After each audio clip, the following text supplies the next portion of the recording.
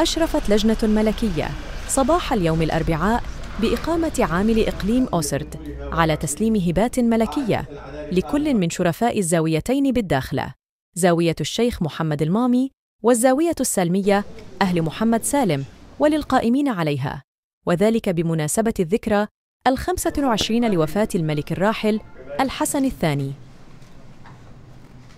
وتم تسليم هذه الهبات الملكية خلال حفلات دينية حضرها على الخصوص عامل عمالة إقليم أوسرد السيد عبد الرحمن الجوهري ورئيس المجلس العلمي المحلي وشيوخ وأعيان ورؤساء المصالح الخارجية، بالإضافة إلى شخصيات مدنية وعسكرية، فضلاً عن منتسبي الزاوية المنعم عليهم.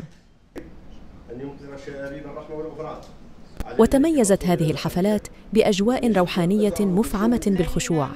تليت خلالها آيات بينات من الذكر الحكيم ترحماً على روح المغفور له جلالة الملك الحسن الثاني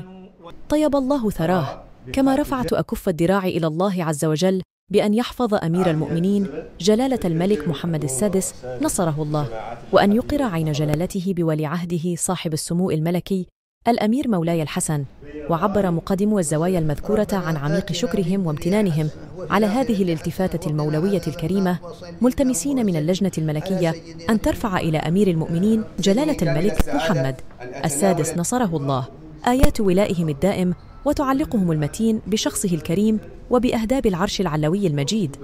كما تميزت هذه المراسم بكلمة اللجنة التي أبلغت من خلالها المقدمين والقائمين على رعاية الزوايا المعنية بعطف ورضا سموه جلالة الملك محمد السادس، الذي حرص في كل سنة على تسليم هدايا لمن يشرف على هذا العمل الإحساني. بسم الله الرحمن الرحيم، الحمد لله رب العالمين، والصلاة والتسليم على خير مبعوث من ذكر الحكيم محمد وعلى آله وصحابته أجمعين. هذا اليوم السعيد المبارك الذي تسلمنا فيه هبة سخية ملكية من أمير المؤمنين جلالة الملك محمد السادس حفظه الله تعالى ورعاه. وبهذه المناسبة فنحن فخورون بهذه الهبة، وفخورون كذلك بانتمائنا للعرش العلوي المجيد والجالس عليه، وببيعتنا الشرعية التي تتوارثها الأبناء بعد الأجداد.